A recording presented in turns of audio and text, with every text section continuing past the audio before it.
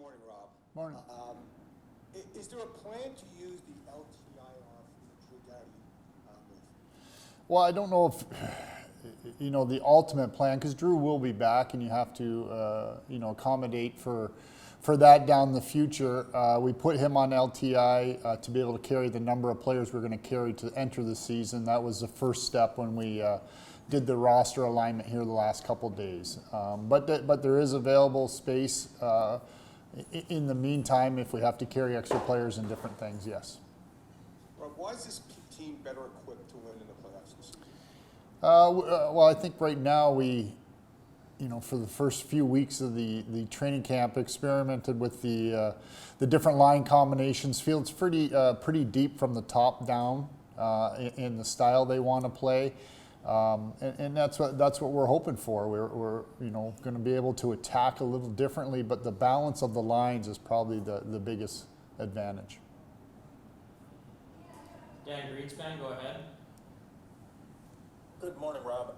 Any updates on the timelines for Drew and Arthur? Obviously Arthur will be back before Drew. Let's start with Drew. Drew's is month to month. He had successful surgery, as we put out there a week ago, and we'll let that heal. Still based off of month to month. And with Arthur Kaliev, the broken collarbone and had it repaired, it was 6 to 8 week probably range in there, and I think it's tracking the same from the reports we've got. Thank you. Andrew Knoll, go ahead. Yeah, good afternoon, Rob. Wanted to ask you, you mentioned the team being maybe better prepared for the playoff or to advance in the playoff. Do you guys have a concrete goal or projection this year? What do you think this team is capable of with, however you want to look at 7, 10 new players on the roster right now? Yeah, no, we have to adjust to that right away. I think they've made some good adjustments during camp, but we got to unfold that as the regular season goes on, and it's the same. We're going to do what we can to get into playoffs, and then we want to see how we're equipped for that. In the offseason, there were a couple reports that at one point you had gone on the ice last year with PL and had a talk with him. I just wanted to know, first of all, could you confirm that? And then secondly, could you tell us a little bit about maybe the thought process there and how you think it went as far as motivating or, certainly kind of an unusual step? I don't think it's anything unnormal that I haven't done in the past years with different players. It's more of a development type role. We're using our development staff. We had we had some time during the season with the break around the All-Star game, and we went on just to work on some fundamentals. But nothing unnormal that I haven't done in the past. Thank you. Russell Morgan, go ahead. Morning, Rob. This switch from the 1-3-1 to a 1-2-2 system, was this a change that was spearheaded by Jim Miller, or was this more of an organizational decision? Well, Jim had obviously the game plan to unfold it. He brought that to us early in the summer, but I think the overall philosophy with the change, with the coaching staff and some new players and different things, they wanted to address that style or that system of play, and that's where the 1-2-2 came in. And where do you think this team will find its biggest strengths now playing in this new style? I think depth and the ability to play a little quicker based off of some positioning on turnovers and that and where they want to get to. I think it fits the style of the team that Jim has in front of him here to start the season. Thank you. Dennis Bernstein, go ahead. Rob, were you going to move Byfield to center regardless of what happened with Dubois? Eventually, yes. I think that we've been pretty upfront with that. We start him at wing to get him into the league and obviously to grow with Kopitar and that, but our envision drafting him was always as a center. If I could do one more, Sean. Yep. You have a situation with Gavrikov, not unlike Roy, Yep. entering his walk year in his contract. Is there an intention there? What's the status on Gavrikov? Yeah, I would say as the season goes on, we'll unfold in different situations and we'll understand that better. Right now, it's let's get the season going and see where we're at. Thanks, Ron. Eric Stevens, I know you were just a little bit late joining there. We had some technical difficulties letting you in. Well, I'll turn it over to you for a couple questions if you want. Otherwise, we'll go to Andrew Knoll.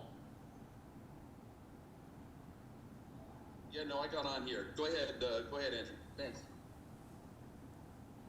Yeah, Rob, I did want to kind of revisit the Royce departure and then also the signing of Edmondson, since we didn't really get to talk during free agency. With Royce, did it just come down to term, or was there maybe a desire for one or more parties with a change of scenery there?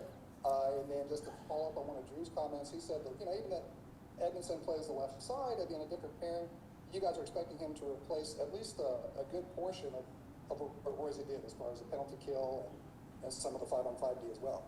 Yeah, as far as the Matt Roy, yeah, we pursued Matt right up till free agency. We would like to have kept him around here, but circumstances went the other way. With Edmondson coming in, I think it's a role you see him partner with Clark right from the start, with a little bit of veteran and understanding the positional, but also the growth, between shifts, between games when they're together, and no, it'll be a combination to pick up different minutes, the penalty kill with the absence of Roy, but also the penalty kill and power play now 5-on-5 with Drew out too. But it's going to be a combination of all six. I'm not. I think that all of them will have to contribute there. Yeah, just I want to ask you about Andre Lee. Certainly not an unknown, especially if he wasn't followed the ring, but I think it'd be fair to say he was kind of a dark horse contender to make the roster, and obviously he impressed you guys to start the season with the big club. Can you just talk about his camp and his overall development to this point, I guess?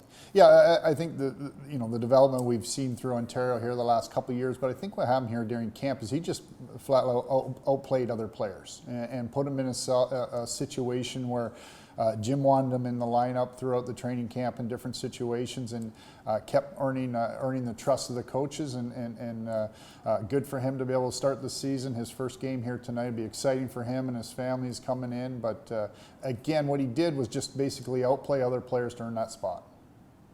Thank you. Eric Stevens, go ahead. Yeah, hi, Rob. Quinn Byfield is obviously back in the middle, and from the looks of camp, it looks like he's really flourishing and seizing that role. What do you think is possible with Quinn? Obviously, he took that big step last year, but he's back at his natural position. What do you think is possible with him this year and him now driving his own line? Well, that's the possibility right there, driving his own line. That's why he's put in the middle. He's much more mature than he was a few years ago physically, and the ability to play. You saw him come on last year, and we expect him to continue to grow there. But I think it's that leadership role of taking your own line, but also being a very good young leader on this team. Rob, I do have to ask, and you can correct me if I'm wrong. I do believe that you may be in the final year of your deal. I'm just curious if there has been any discussion with Luke or anyone in terms of extending that or anything along those lines, or is it more of a wait and see how this year goes? Yeah, wait and see. Thank you. Any further questions, media?